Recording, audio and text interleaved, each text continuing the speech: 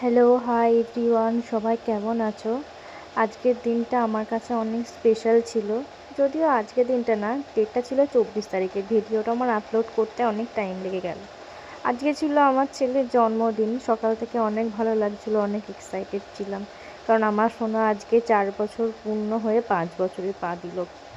দিনটা আমার কাছে খুবই স্পেশাল, শুধু আমার কাছেও না, আমার কর্তামশাইয়ের কাছে। তো সকাল সকাল উঠে ওকে স্কুল দিয়ে এসে আমি রান্নাতে বসে গেলাম। স্কুল আজকে দিয়ে পাঠালাম এই কারণে, কারণ ওর স্কুলে ও সেলিব্রেট করবো ফ্রেন্ডদের সাথে।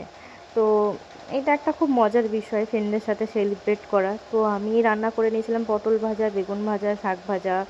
এইগুলোর মধ্যেই ভাজাভুজি করতে করতে তার মধ্যে ঘরটা ঝাঁট দিয়ে নিলাম তাড়াহুড়ো করে, কারণ ও স্কুল থেকে চলে আসলে এগুলো কাজগুলো হাতে পাতে করার অনেক সময় লেগে যায়।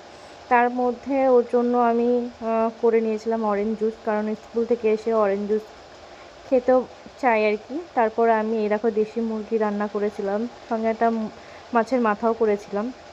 তাই স্কুল থেকে এসে এই দেখো ওকে খেতে দিয়ে দিয়েছি, খুব শান্তভাবেই বসে আছে আমার সোনার টুকরো ছেলেটা।